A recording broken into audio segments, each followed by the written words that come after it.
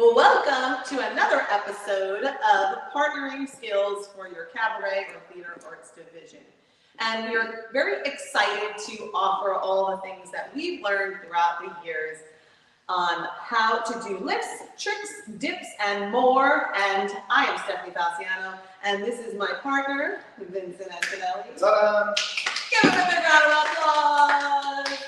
And we figured we would just kind of stop what we're doing and give you a couple of pointers. First, we want to talk about a little bit about musicality, just things to consider when you're choreographing. Hi. Yeah, so when you are piecing something together, you have to take into consideration many things. One is, of course, a beautiful piece of music that you can relate to and your partner. And the audience. Absolutely. They are part of your routine, correct. You need to think about how to draw them in to your choreography and wish they were doing it with you. But the way to do that is to understand that you have to pay mind to your three categories of your routine, let's call them. One is your beginning, then you have the body of your choreography, and then you have the ending, correct? So that each part has to have a storyline to it. So your intro, which is your beginning, should be somewhat of the setup for the audience to understand what you're about to show them in the body of the music. And then your choreography, your middle, should have a thought of how you're going to end.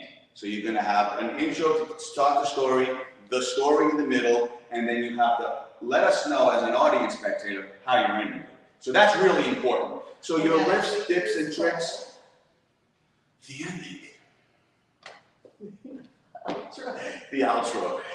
So you have to, once you're off the stage or you bow out, the audience should say, wow, that was a cool storyline. Excellent. Good tips to think about as you're choreographing all this good stuff together. And also carefully placed lifts. Don't just throw a bunch of lifts in because you feel like doing lifts, and you can have too many, which would negate the whole purpose, or you can have them placed at the wrong places. So they are there to enhance the storyline and move the story along. Of course, audiences always love a good lift or trick. We're going to start with a little trick today, right? We're going to do a little split. So, how are we going to start this one? So there's, again, many ways of getting into a dip, trick, or lift. So with this one, before even attempting it, you have to be in the mindset of what is this feeling that we're about to execute to the audience so that they can understand what we're doing. So in something like this where the lady's going to take her hands and they're going to be brought over the back of the man's neck, right there has to be a feeling for the next step, which is going to be a drop.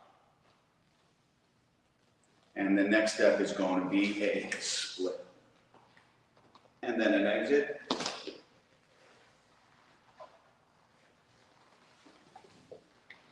Yeah, so again, you don't just want to get to it, so to speak. You don't just want the lady to get in front of you, wrap her arms around you, just try to hold it, because now it's all miscombobulated. It's all my muscle, you're too strong.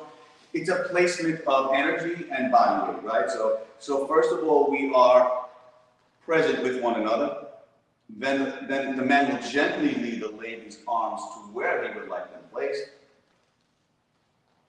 And then once we're locked into that, the lady will drop down and we will execute a split line for the lady by the rotation of the shoulders. And now from the rib cage, we slowly help the lady up, wait till she's on her standing leg, and we can give her a nice turnout. So the object is to make it look light and effortless, even though, yes, we are moving body weights. We are moving a body weight. I am a body weight for her as well. Most of the time, the man is a muscle for the lady because we use them a lot, which they don't want. So we want to make sure that we use our assets for each other, not for ourselves. Awesome. Love it. Yeah. Excellent. A little flexibility helps. And strength. Keep saying flexibility and strength because without that, none of this really works.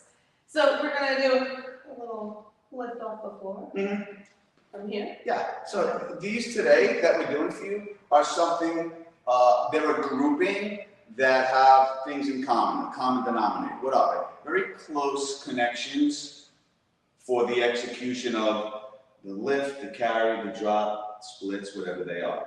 Okay, so in the first drop, we were already in line with one another. From here, I want to start off with the double hand hold with the lady. I want to have just a nice display of body, a little bit of shaping. I want to bring her into a slow underarm turn. And I want to get into a placement of the hands in front of the lady's body, where we're both plié. We're going to lift the lady, and we're going to kind of rotate her, and we're going to come down softly, and the lady, and present her out. Yeah. So I'm trying to organize certain things and keep them in groupings. Today, we have connections that are very close to one another, as opposed to being very far away or disconnected and ready to do a lift from either a running entrance or a plie entrance or something like that. So there's all these different That will entrances. be in future. Yeah, cool stuff though. It's really good stuff. segments. It's good to know, again, about who you are and what your capabilities are. And again, be honest with yourself, have an open communication with your partner. Don't think that, guys, you don't want to think you're a Hercules. You may be strong, but that's not what is lifting the lady or moving the lady. We have one more. Oh. Now this one, Yeah. it's going to be a little sticky because it's a little hot in here, It's but hot. we will see if it works. Yeah. So check this I also out. might knock his hat off, just saying. Yeah, my hand. Just to keep We get to everything see what's under there. Yeah, keep my brains organized. Okay. Here we go.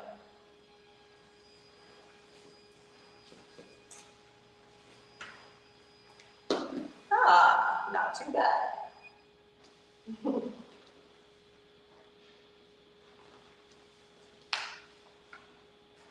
And there you have it. Again, it was people using their energy and their technique to help each other. I was using not just muscle. Stephanie did 75% of that for me. So she engaged her body, she stayed very toned, she didn't weaken her shoulders, where when I lifted her, she went nowhere. So these are things that you want to make sure before you actually go up and execute these, you want to prepare certain lifts, do a preparation, go in a couple of times maybe just for preparation, turn and lift and bring her down. Do that 10 times, execute the next part. So slowly, you want to create the package, and that's what it's all about. You do not want to just get it done in one shot. Really being able to do things, believe it or not, on your own makes the partnership part better. So if I can't stand here and turn and develop A without assistance, then I shouldn't even consider being lifted. If he can't bench press, a good amount of weight, then he should not be lifting because it does require strength, especially if something goes wrong. So those are two details that you want to make sure that you have before you begin doing partnering lift work. Yeah, and again, I'll stress it every time we meet. Please, take time out for yourself, exercise, stay in good health, eat properly, stretch your body out, breathe, get control of yourself before you start throwing your body into doing heavy work and stuff like that. Yeah. All right. So, anything else you thought about? Maybe in the next episode, we'll discuss a little bit further about choreography and things like that. Sure. But yeah, subscribe to us and we'll have more videos coming at you. Don't forget to hit that subscribe button. And if you like us, press that like button. Thanks, guys. Thanks for watching. Take care. Thank you so much. See you next time.